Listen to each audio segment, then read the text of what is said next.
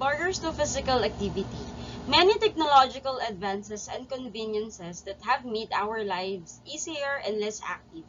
Many personal variables, including physiological, behavioral, and psychological factors, may affect our plans to become more physically active.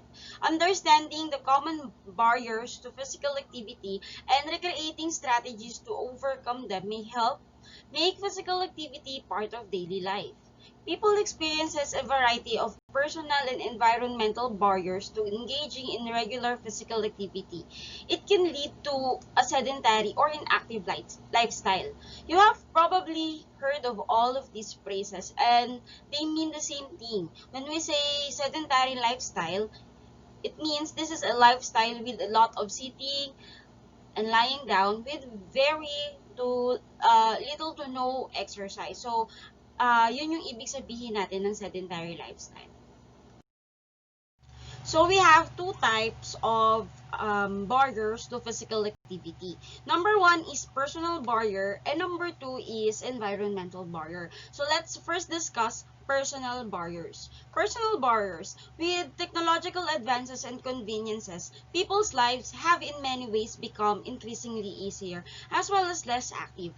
In addition, people have many personal reasons or explanations for being inactive. I have here listed the top reasons or personal barriers why adults are not engaging in physical activities.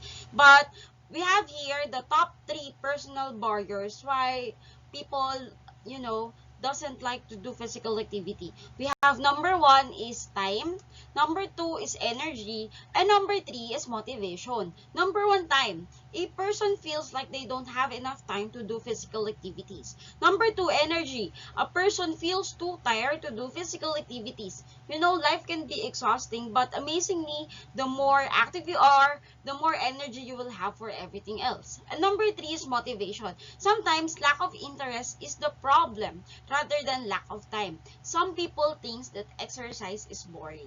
So, that is personal barriers. Next barrier to physical activity is environmental factors or environmental barrier. The environment in which we live has a great influence in our level of physical activity. Many factors in our environment affect us.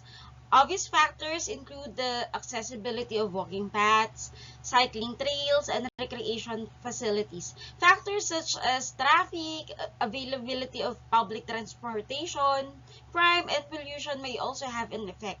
Other environmental factors include our social environments, such as support from our family and friends, and community. It is possible to make changes in our environment through campaigns to support active transportation, legislation for safer communities, and the creation for new recreation facilities. So these are environmental barriers to physical activity.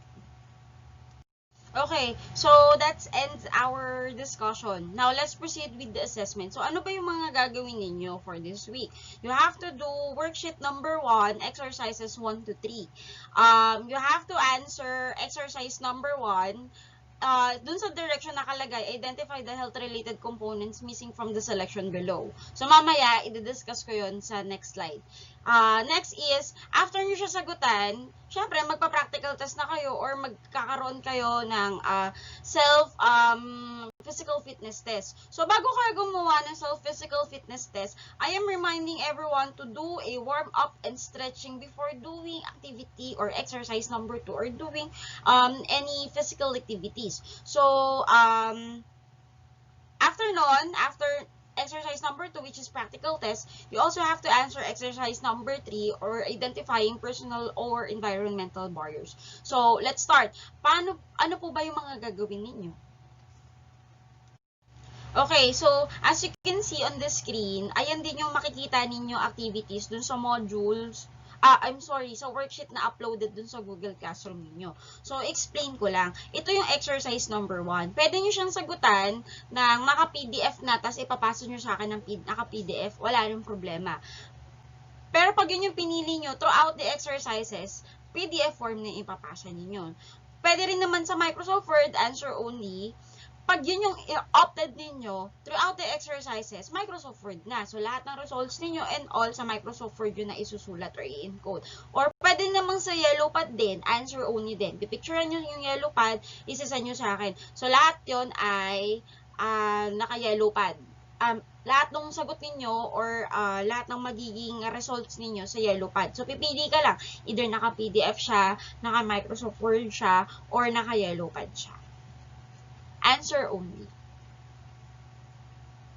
Okay, so ito na yung pinaka-crucial na gagawin natin, mag-i-start na. Kasi, you know, alam naman natin yung idea natin ng PE ay face-to-face. So, i-explain ko in the best I can kung ano yung mga dapat nyo gawin at kung paano nyo siya tamang gagawin. Okay, so magsisimula tayo sa warm-up.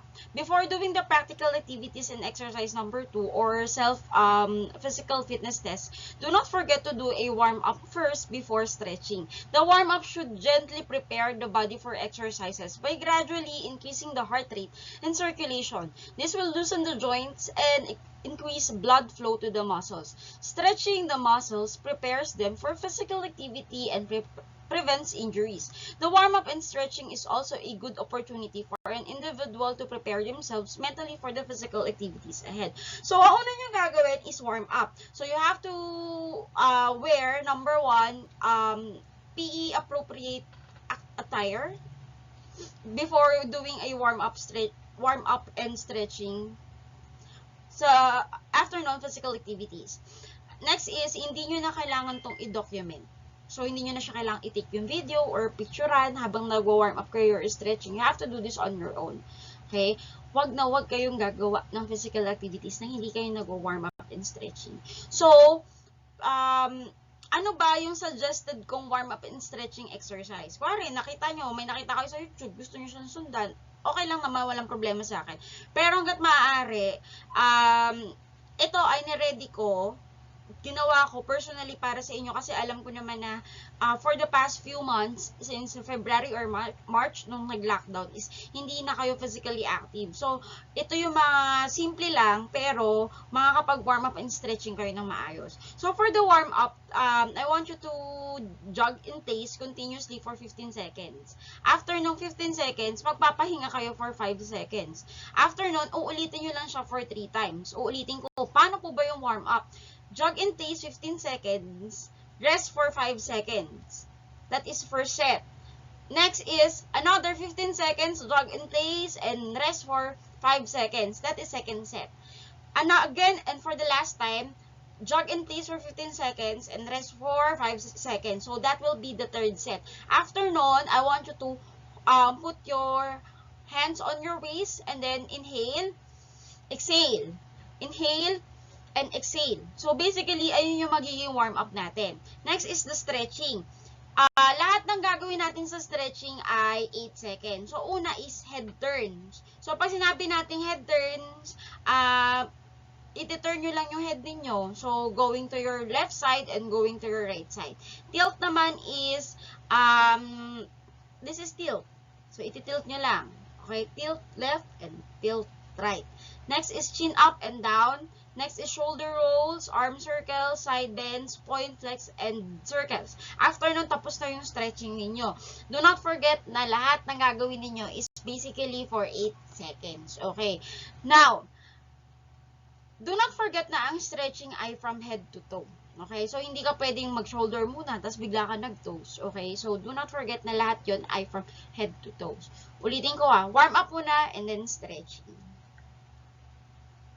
Okay guys, so upon checking, hindi ko pala nasabi, you don't have to document your warm-up and stretching exercise. Before doing your warm-up and stretching, I want you to find a space na you have enough space para makagalaw.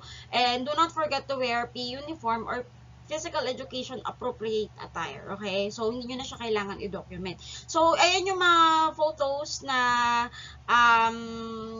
gagawin ninyo. So, sinunod-sunod ko na yan para may idea kayo kung paano nyo siya gagawin.